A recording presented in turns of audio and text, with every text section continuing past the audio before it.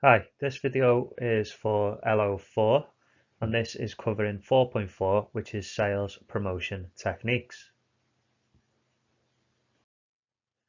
So for sales promotions, they are intended to essentially attract the attention of the customers to a specific product, and it's usually only going to be for a short period of time.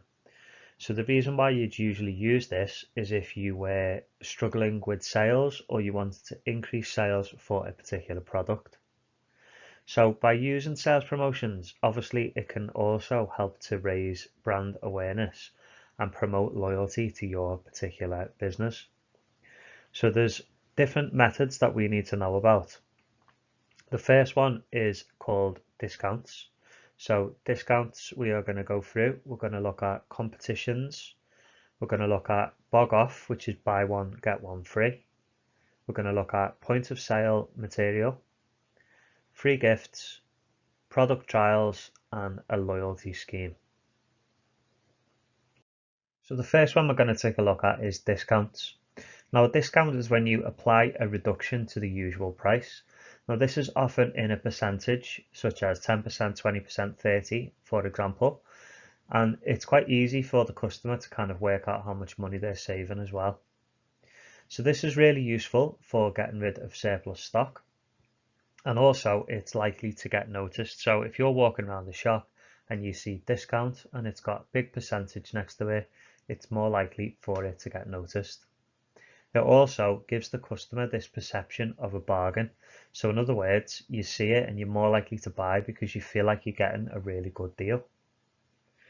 Also, there are some negatives in the terms of the obvious one that you're going to lose money on your, or not necessarily lose money, but lose profits.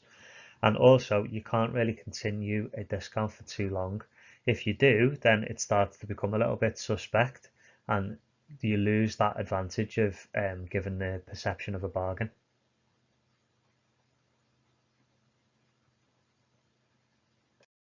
Competitions are sort of an obvious one. However, you might not necessarily have seen too many of these. So running a short-term competition with the prizes usually being more of your existing products is a very, very common one. However, some companies do competitions where it might be a different type of prize. Sometimes it could be a collaboration with a different business.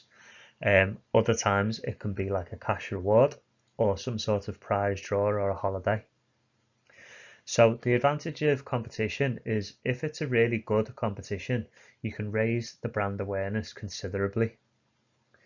It also gets people to try even more if the prizes are different products. So if you've got, say, a collection where you can collect different toys, for example, people might keep buying more and more of the product until they get the right ones.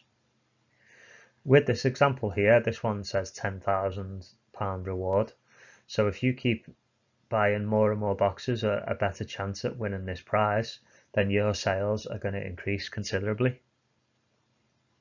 People don't always notice the competitions, so when you're buying cereal, you might not necessarily notice this in the corner.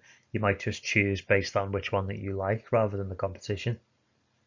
Sometimes you might not want the prize, so it might be like a trip out somewhere that you don't particularly need, or it might be somewhere that's really far away from where you live.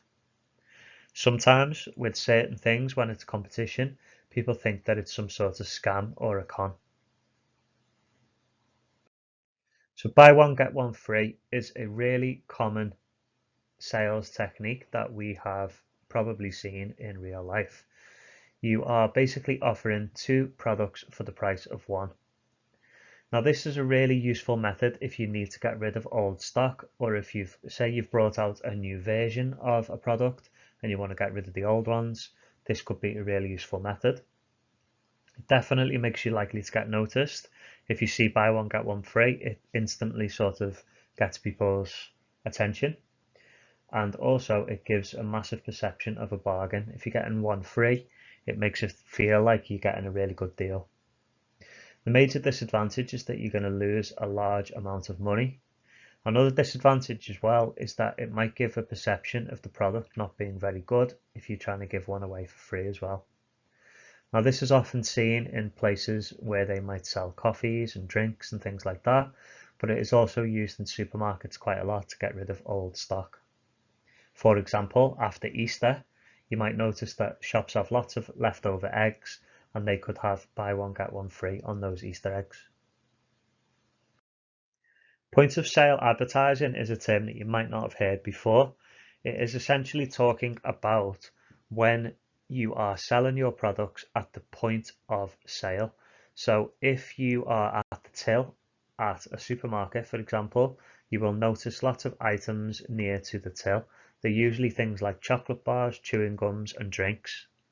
It's essentially a way of advertising the products in a particular location where when people are kind of waiting around, they might be more likely to spot it and buy it at the last minute. For example, if you are feeling a little bit hungry or you're crashing after a long day, you might be at the supermarket and you'll see these products and be more likely to buy a chocolate bar or a drink. They're often seen the most in petrol stations and supermarkets. The benefits are that it promotes impulsive purchasing. That means that people are more driven to buy when they are kind of waiting around. They're very likely to get noticed because you're kind of just waiting and have nothing else to do. They're easily accessible for customers because, they're right there next to you and you can grab them by hand. The other thing is that it only really works for small items. You can't put big, ginormous items right in front of the till. The other disadvantage is it could generate bad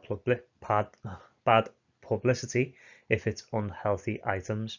So if you've got some really unhealthy items, such as loads of chocolate bars and no sort of healthy options, then you could get a little bit of a bad reputation as a business. Free gifts are exactly what it sounds like. You are given a product away for free to try and persuade the customers to get your particular product. So the benefit is that it essentially gives you an incentive for the customers to buy another product. So if you are giving them a free gift, they might try that particular product and then buy more of the product if it's good. It can also help to raise awareness of your brand and work as a sort of advertising method. And if it's something different, so if the free gift is not exactly your product, they could be really cheap for you to buy and you wouldn't really affect your sales too much in terms of a negative way. So for the example, in this particular example up here, we've got the cereal. It says get a $5 Walmart gift card. So that is a partnership with another shop where they've kind of purchased these gift cards and put them as a free gift. They've also used an additional advertising method of adding more of the product, so 20% more free. Makes you feel like you're getting a really good deal. In this bottom option, you are getting a free gift of these particular makeup testers. Now that is an incentive for you to buy this particular magazine. And when you do buy the magazine, you get these free gifts. So it's a combination of a few things really, but the company with the free gifts, they are all tester size. So people will use this little tester and then go and buy more of that product. But also people are more likely to buy the magazine if you are getting these makeup testers as well. So disadvantage is that obviously you've got an outgoing cost because you need to buy the gifts. And also you're going to only have a restricted timing for the offer. You're not just going to be able to have free gifts permanently all the time. Otherwise people will just expect it.